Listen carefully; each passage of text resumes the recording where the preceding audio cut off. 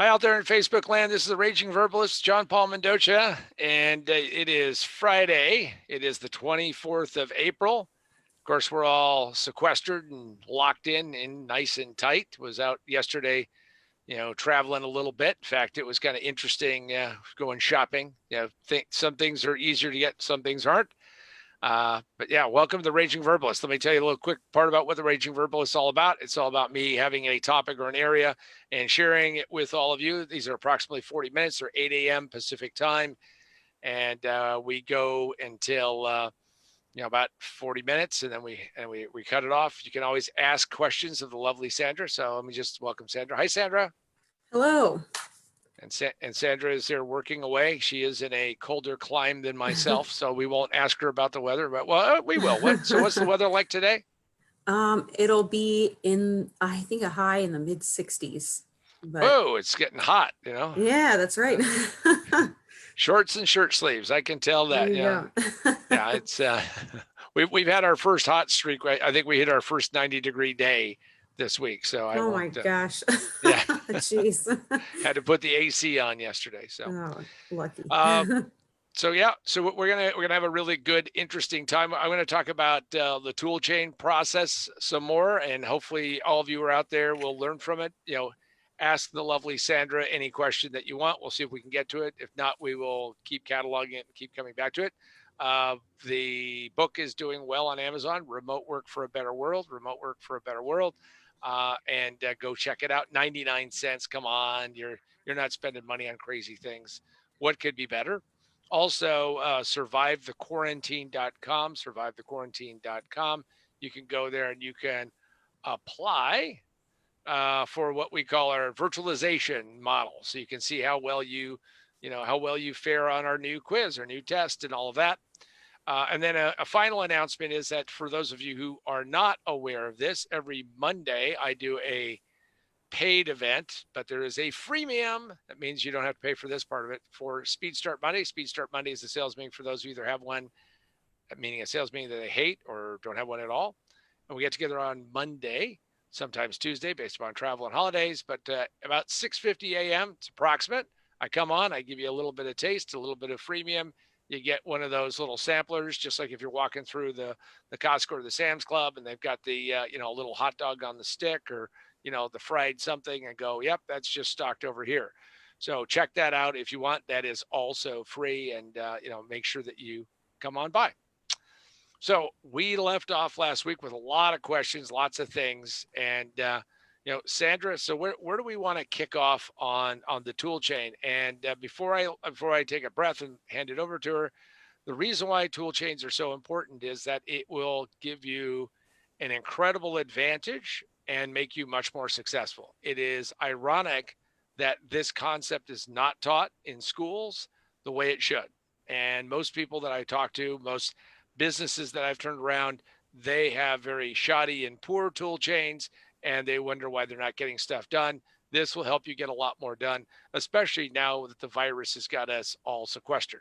Okay, Sandra, now that I've given that stern warning, give us something to kick us off. Yeah, so I'm just kind of taking a step back. What would you say is the simplest tool?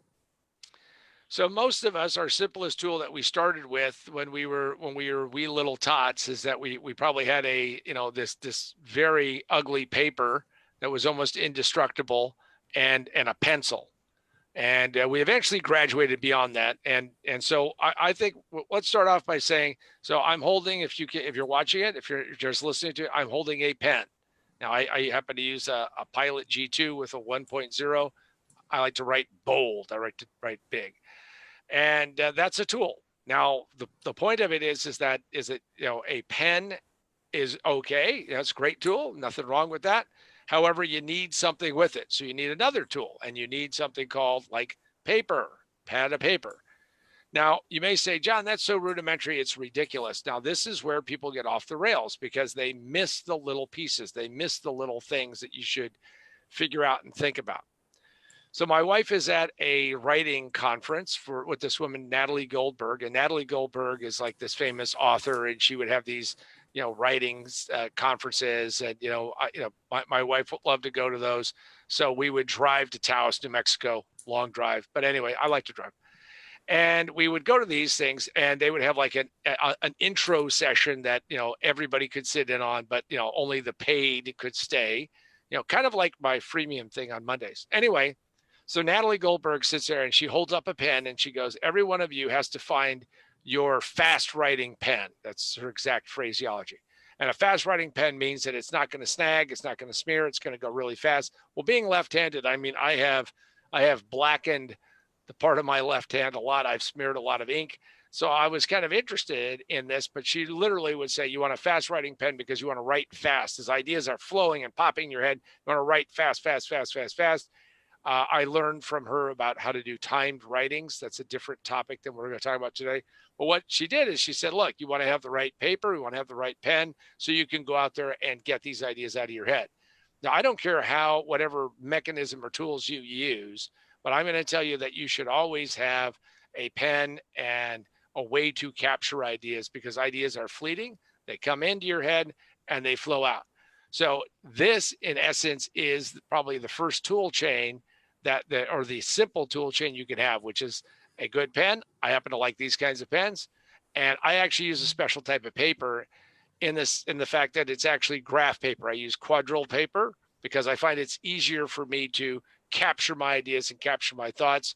And yes, we can debate and talk about other ways to do it, but that is the simplest way to do it. So that is a simple 2-link tool chain. And if you have it, you will capture your ideas. Remember the Chinese proverb that says that the faintest ink is better than the best memory. The faintest ink is better than the best memory. Capture these ideas and you will be happy. But you have to have your tools. So you have to have your tool chain. So Sandra, I would say that's what starts off my way of thinking as a simple tool chain that everybody should have. And by the way, I would, like I said, I was at the Costco. Interesting to see how many people didn't have with them a pen, didn't have with them a little sheet of paper so they could make a little note or do something like that. Now they were relying upon, and I know there's some of you out there right now shaking your head. Geez, this guy's a Neanderthal. This guy is like, painting on caves or something. But you know what? They were sitting there trying to figure out how to capture this stuff with their phone. Maybe if they knew how to use that tool set, they could have. But all I needed was a little pen, a little paper, and capture what I needed to do. So that's our simplest tool chain, and that's where we kick off.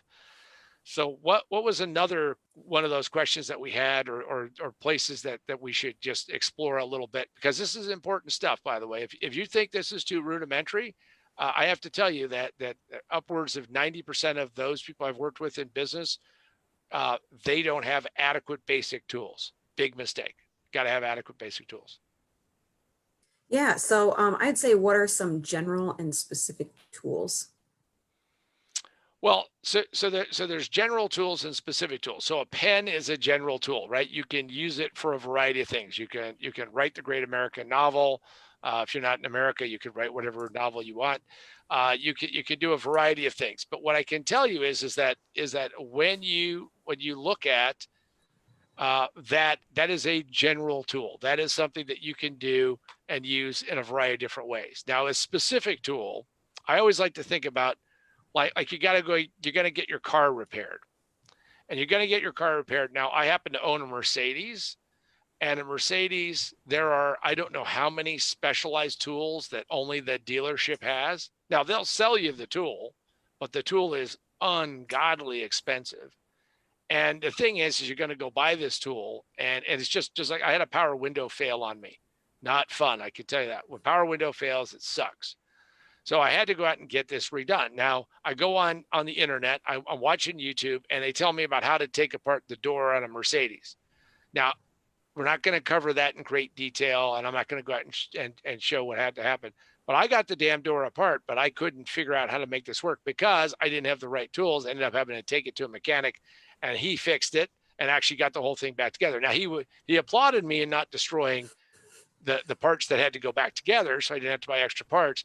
But there were special tools that you needed to repair that whole power window option. That isn't the way it is in my Honda, can tell you that. So you needed special tools. So those are special tools. Now this is true in a physical world and a digital world. So let me give you a very specific tool in the digital world. Let's say you're building a website and you need to now put in a you want to put in a very specific function. I don't know, maybe you want to put in a chat bot. Well, that chat bot is a very specific tool, because that chat bot usually has to be set up, has to work with a certain version of, in my case, on a big WordPress, and you have to make sure you set it up and connect it, and it doesn't play nice with others, and go through all that. That's a very specific tool. WordPress, and then the theme that you pick, but WordPress essentially is a framework, and then that specific chatbot would be a specific tool. So hopefully that helps clear a little bit of that up. Yeah, and we did get an online question as well, actually. Oh, great. How do you use 3x5 cards? How do I use 3x5 cards? Well, that's so 3x5 cards. If you are not familiar with the form factor, and they're amazingly inexpensive. It's like, so I buy them in bulk, and I use them the same way. So a 3x5 card, let's step back to why I became interested in using them. So I was fascinated on how people became successful. And I was reading about Walt Disney, and Walt Disney carried with him 3x5 cards. So if Walt Disney had an idea, Walt would sit there and take out a 3x5 card, and he would write something down on a 3x5 card. And then what he would do is he would build a storyboard. Now, if you ever go out and build a video, you ever go out and do a movie, you ever go do something like that, is you can build a storyboard. Well, Walt Disney started building storyboards, and he used 3x5 cards. And those 3x5 cards actually were how he picked and planned things. Now, if you want to go deeper, and we'll go right down into the rabbit hole here for a second, is that there's a mindset process called Kanban. And Kanban is how you lay things out, and you put them out there. And essentially it is a structured version of what Walt Disney was doing with 3x5 cards. So you can do this electronically. But what I do is I use 3x5 cards because Walt Disney, as an example, took his children to an amusement park, was disgusted by the way the amusement park was run and how dirty it was and all of that.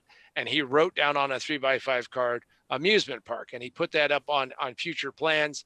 And several years later, there was this thing called Disneyland.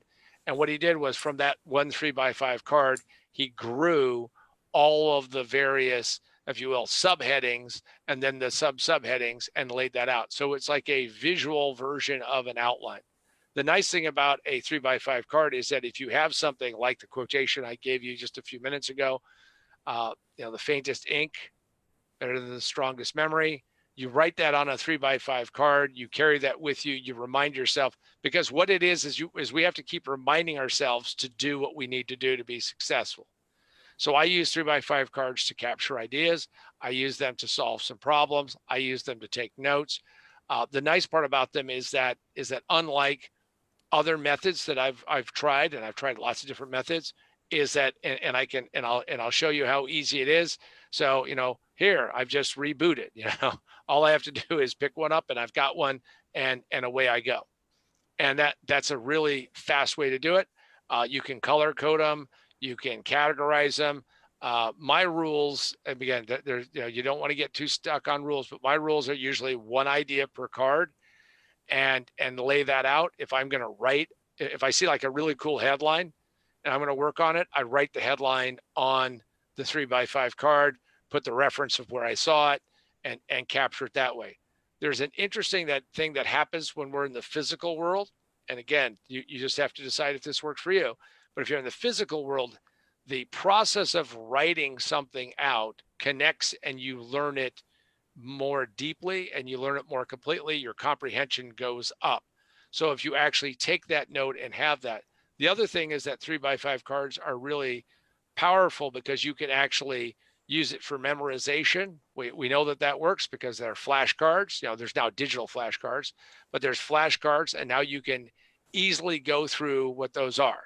Also, if you're going to go into a meeting and you want to have talking points, having them on a stack of 3x5 cards, first off, most people won't know what you're doing with them, but you can easily refer back to them and make sure that you don't miss out on a key point. So I use 3x5 cards for all of those things and more so.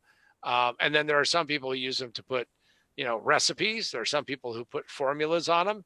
There are some people who put algorithms on them. Some people put reminders to, don't snack after 8 o'clock at night.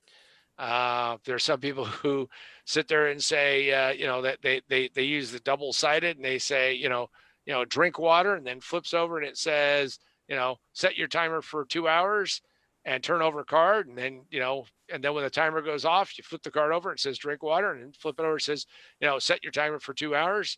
And then, flip it over when the timer goes off. And these are all just mnemonics to remind you to do stuff. And what it does is it gets you into a habit. So 3x5 cards are very powerful in my mind, and they're very inexpensive. And for anybody who's out there who says, well, I don't know if that's going to work for me, I can tell you that there is probably more data, more really great insights that are lost on more hard drives than you could shake a stick at. And I know, let's just say mass memory, because it's out of sight, out of mind. And there's another version of what I now do, just so everybody knows, is that I use a program called Evernote. I actually have the paid version that I use, and Evernote allows me to then go find these things. And in fact, one of the things that we do is that we scan, because I have a scanner, we scan my 3x5 cards, and then we label them and tag them so I can go back and find them, and have been doing that for a number of years. So that's a brief overview about how I use 3x5 cards and how I've convinced clients to use 3x5 cards. It also helps, like if you're at an event. I saw Peter Drucker do this, right? So I'm learning about Walt Disney. I thought that was pretty cool. And I go to a Peter Drucker event, and everybody wanted to ask Dr. Drucker questions. Well, turns out that Dr. Drucker doesn't take questions from the floor, 350 people, because as he said, most people cannot coherently speak, which was kind of an interesting way to say it. So what you had to do is you had to take a 3x5 card. They had stacks of them, and you had to write out the questions. And then you wrote out the question and you hand it to him. Well, the first couple of times I saw him, my question, he didn't even get to my question. Then I go to this 5-seminar series and I write out this question. I think about it. I work on it. I'm really, this is a test. Can I get the great Drucker to read my question? And he reads the question, and what he would do is he would go through this, rifle through the stack of questions. He'd read a question, and some questions he would answer, but most of the time what he would do is he'd say, this isn't well thought out, toss it down. Or this one, this is a bad question, toss it down. Because he did not live by the theory that that there aren't any bad questions or any dumb questions. He lived by the theory that there are a lot of stupid bad questions. So what I would say is that, my card got thrown down there. I walked up and I picked it up, and he said, you're on an interesting track. You need to refine the question. Went home, worked on it. Next time I saw him, he answered my question. Great. Rang the bell. This mouse got cheese. Life was good. So I use 3x5 cards for all that. If you ever come to an event that I do, we hand out packets of 3x5 cards to people, and we do it all the time. And the final bonus, this is the cherry on the sundae for everybody, should always have a blank stack in your pocket, your briefcase, your laptop bag, your purse. I don't carry a purse happen, but maybe you do. And what you want to do is if you say to somebody, hey, do you have a business card? And they say no. There's a lot of people that don't have business cards. You say, well, I actually have your business card right here. And you take out a 3x5 card, excuse me, and you hand it to them, and then they can fill it out. And if they fill out that 3x5 card, it is a big tell, because it tells you that they're interested enough to connect with you, and you never know who you might meet when you're out and about. But that way you always have somebody's business card. They just haven't filled in the details yet. All right, Sandra, what is our next question? Do we have any, do we have one from the audience? Well, I'll ask you this one first, because we do have another one. So Okay, with sure. that, how do you go about selecting a tool? Oh, so that's a good question. So part of selecting a tool is you have to understand, so what is the purpose? What am I going to do with this thing?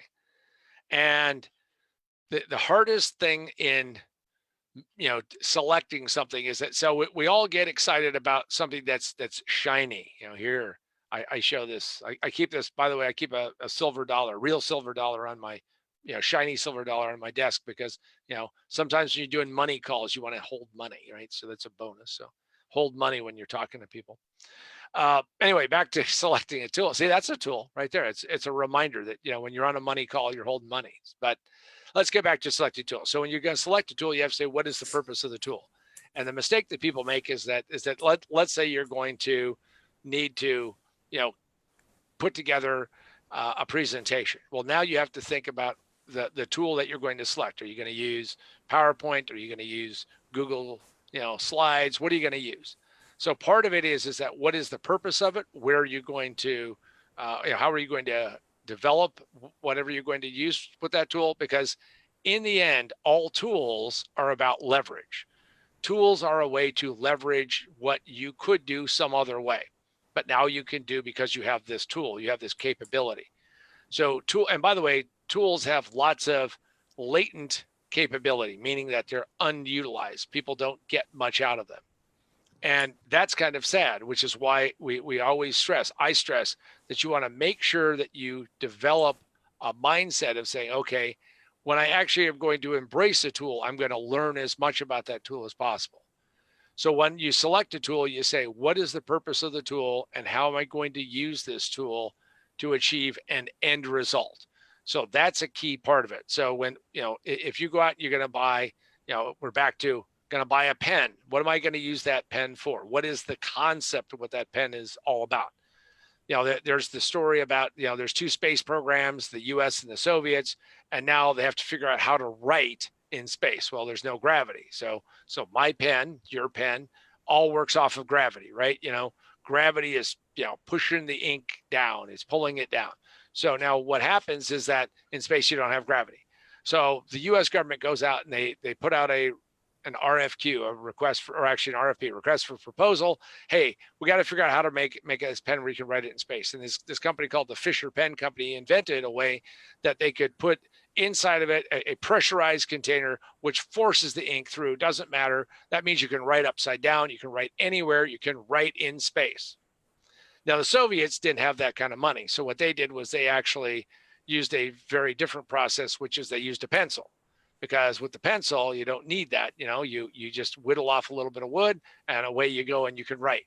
They both achieve the same end result. But the question is what is the purpose of what you're going to do and what are you trying to achieve by doing it? By the way, I have a Fisher pen and it's pretty cool. Refills are ridiculously expensive, so I don't use them.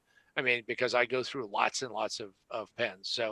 So part of it is that, what is the purpose? What are we going to utilize it for? And what is the capability? Understanding that our use case.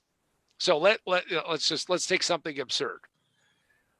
It may not be absurd for you because who knows, this might actually match what you need to do. Let's say you need to go out and you need to trim some trees. You just happen to have to trim some trees, but you're going to go out, you're going to buy a chainsaw. Well, my question is how many trees do you have to trim? And my question is, because it could be dangerous if you don't know what you're doing, is that, maybe you should go hire somebody. But let's say you're going to go trim some trees. Well, they make little baby chainsaws. I mean, little baby chainsaws. They're really cute. They're the petite ones, not to give to babies, but a little bit.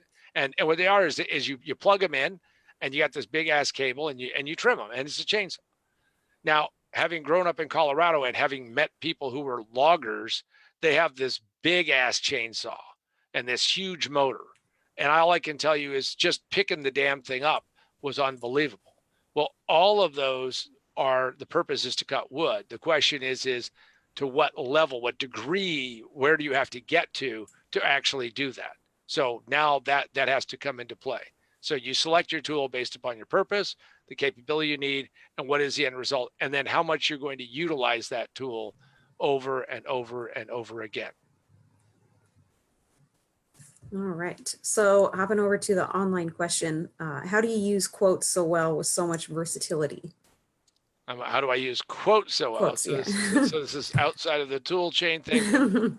Well, one of the things that I did years ago is I found something that was interesting. In fact, the Raging Verbalist, maybe I should tell that story of where I came up with that. So I was sitting there reading a book. I read lots of books. So I was reading a book about the Houstons, and this is like Walter Houston, John Houston, Angelica Houston, Danny Houston.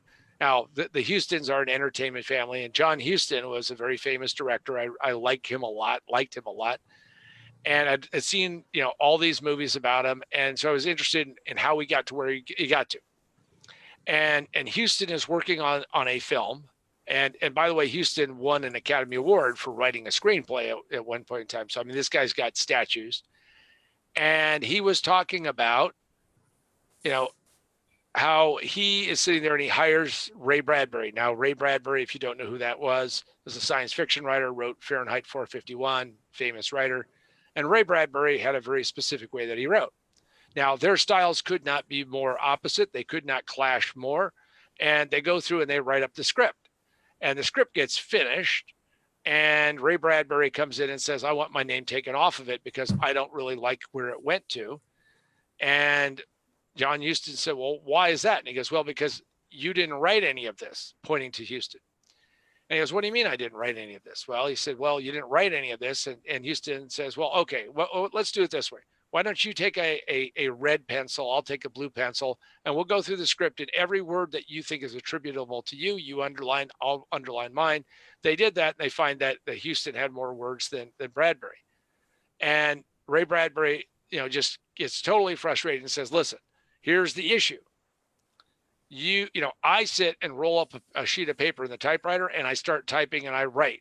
You are sitting there and you have a person who's taking, a stenographer who's writing this stuff down, and you are, smoking cigars, drinking coffee, drinking whiskey at some parts of the day, laying down, walking around, talking, and that becomes your way of, that's what you're doing, but that's not really writing. And Houston looks at him and says, Ray, you don't understand. I'm a storyteller. I'm a raging verbalist, which is where the name for this comes from, is if it's good enough for Houston, it's good enough for me. The point of using quotations is that whenever you find a quotation that you like, you should capture it. You should say, how do I use it? How do I build a story out of it? How do I expand it? How do I contract it?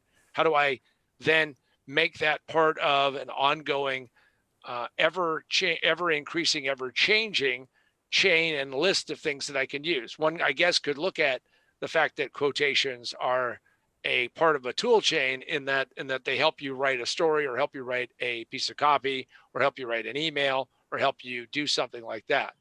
So how I use them is first off, you have to capture them. And whenever you find something interesting, you need to actually stop, acknowledge it, and then pull it out. Taught myself how to speed read, did very well with it. However, I learned that I wasn't getting enough depth and comprehension to slow down because I capture things on a regular basis. And then now what we do today is I will put them into Evernote, and then by using Evernote, I'll be able to be reminded and then find them. If you go in and look at and get the book, Most Businesses Fail in the First 5 Minutes, it just takes them 3 to 5 years to realize it. Shameless plug. You'll notice that there are lots and lots of quotations, which I researched those quotations. Every quotation in the book, we read over, we thought about it. Where does it fit? Where doesn't it fit? And make sure that it was apropos and match where it needed to go. The reality of it is that those quotations, again, back to, what does a tool give us? A tool gives us leverage, gives us capability, allows us to do more than we could have done before. You'll discover in life if you're going to go out and present to people, you're advocating a position, you can use other quotations to bolster your own credibility, but also to alter and change how people perceive what you're talking about, what you're going to do. So that is the, if you will, the simple version of how I use quotations, but I capture them everywhere.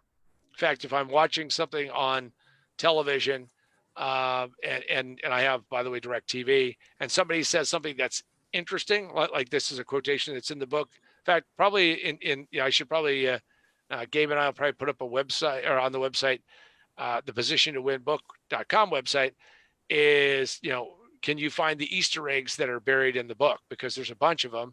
And one of them is a quotation that literally I was watching a guy on the business channel, and he said it, and I stopped, and I went back and forth and back and forth. And I captured that quotation right off the air, plucked it out of the air. Another example is that if you go and look on the web and look up Peter Drucker, in the end, it all degrades to work. So if you don't know what that quotation is, I'll tell you in just a second. And it turns out I'm the only one who's cited as having put that in the internet. Well, that's because I actually got it from a note that I took watching Peter Drucker speak this story live. And to back that up and just tell you what that means is that Drucker was talking about how, people get all excited and they do brainstorming and they do ideation, as it's called, and they really get excited about it. And Drucker said, however, no matter how much of this you do, no matter where you go, in the end, it all degrades to work, which it means that at some point in time, you got to get out of the clouds and you got to get serious and you got to drop down. That's why the tool chain is so important, because we have tools, we have techniques, we have tactics, we have strategy, we have goals.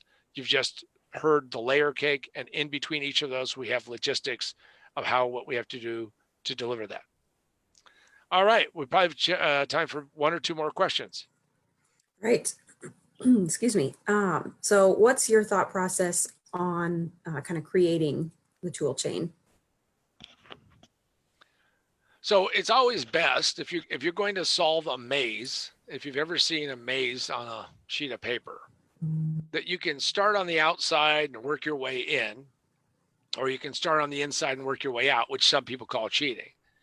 If you're going to solve problems in life, you may want to start with the end result in mind and work your way back. Now, it doesn't necessarily mean that you know exactly precisely what that end result will look like, but it will give you a much better fighting chance of getting there. So my suggestion is that you should always start with the end and work your way back. Now, what this does is it uncovers lots of gaps and lots of things that you need to do.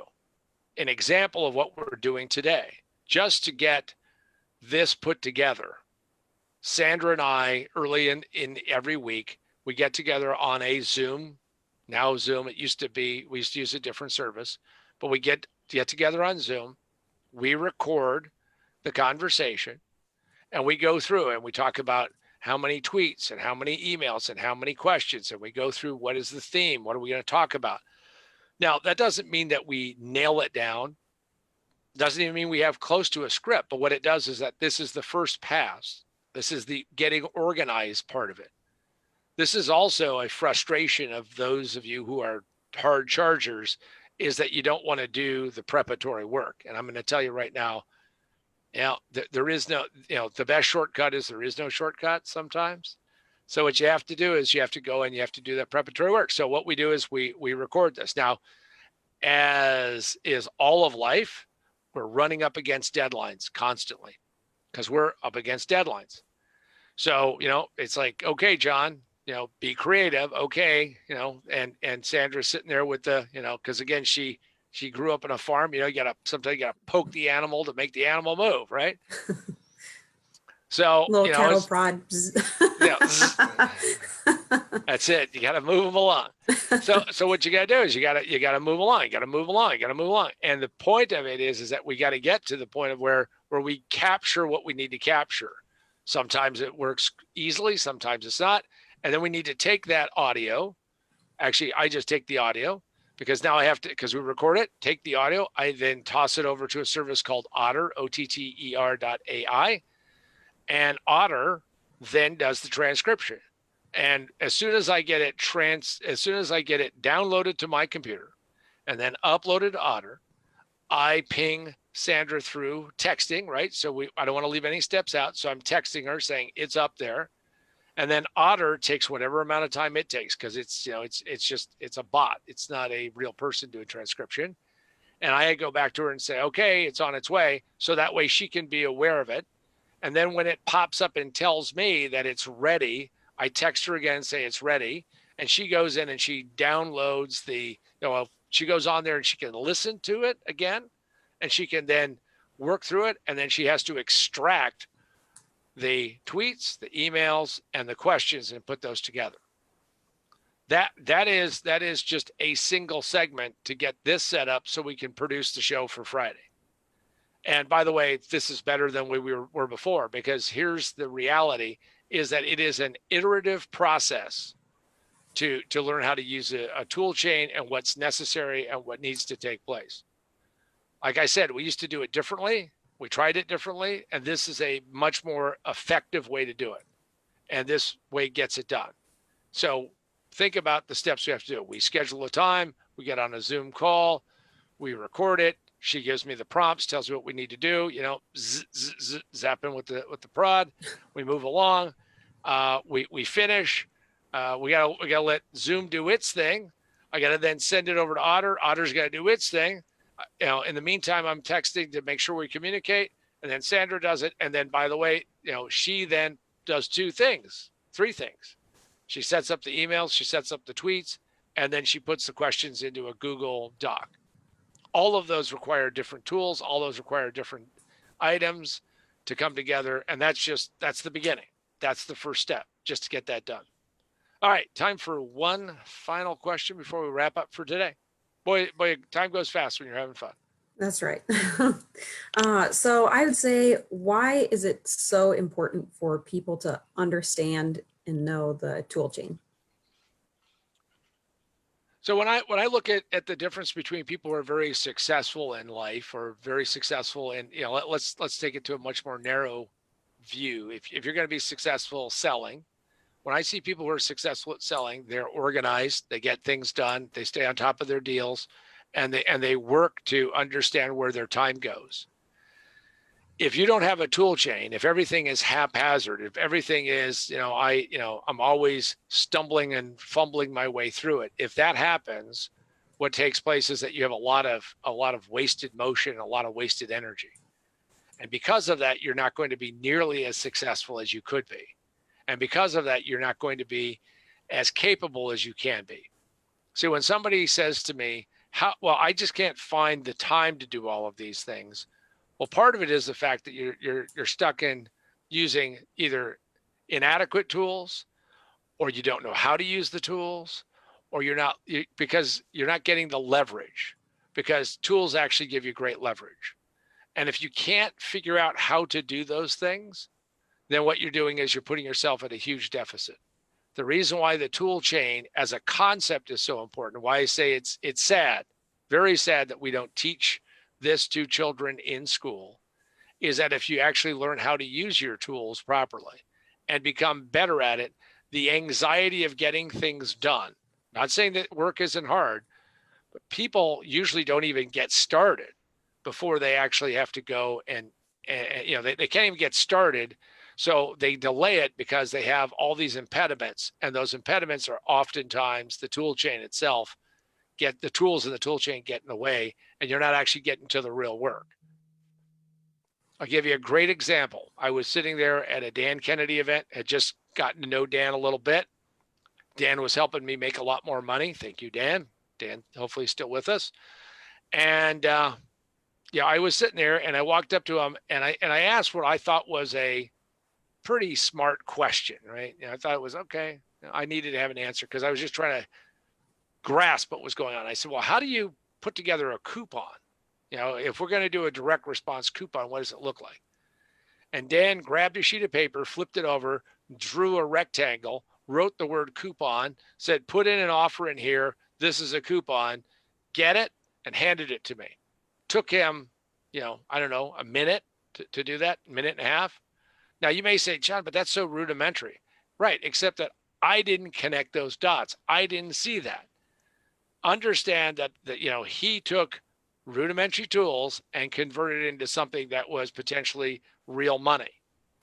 The point of doing and working with the ideas of how to make tools work better for you is how to get leverage and capability and get these things done much more effectively. Now, if you don't know me that well, you notice I don't use the word efficiency, and I'll give you the reason why. Efficiency is for accountants. Accountants will sit there and say, and we'll use the how many straws does it take to break the proverbial camel's back? And an accountant would say, well, we've done a survey and we find that on average, it's going to take 4 straws to break the camel's back. That's efficiency. And now we have to figure out, can we get away with using 3.8 or 2.9? Now that is efficiency. My side is I'm all about effectiveness. I believe that Drucker was right when he focused on effectiveness and not efficiency, especially in thought work. Maybe not in production work. Production work, we have a cycle time and we try to improve it. But in thought work, what we want to do is we want to be as effective as possible. So if on average it takes 4 straws, now the question is, can we afford to use 7 and go way beyond the average? How many straws do we have? Not to break the average proverbial camel's back, but all the camel's back. And by the way, if you're concerned about breaking camels, these are imaginary. This is a metaphor. The point of it is that effectiveness is, what does it take to get the job done? And how do I effectively get the job done in a reasonable amount of time? And watch what I'm doing. Most people will try to optimize before they learn how to actually get things done. A tool chain is all about getting things done and moving that through. Now, looking at the clock, we're just at the very end. So I just want to, I know we still have some more questions, so we can pick up and talk some more about the tool chain and talk about some other things on the next Raging Verbalist. If you do have questions, make sure that you go into the Facebook group, and that's the Position to Win. And add your comments, add your questions, add those things. Sandra will scoop those up and delicately mash them together and figure out what we need as we work through the Raging Verbalist. So I want to thank Sandra. Thank you, Sandra. You're welcome. For coming on. And this has been the Raging Verbalist. I'm John Paul Mendoza. And all I can say is go out and have a great weekend, even though I know we're all sequestered. Find ways to make yourself more successful, and more importantly, take care of yourself. And with that, we are all said and done for the Raging Verbalist. If you have not gone to survivethequarantine.com, you're missing out, and go to positiontowinbook.com. There's even more goodies for you. And I look forward to seeing you next episode.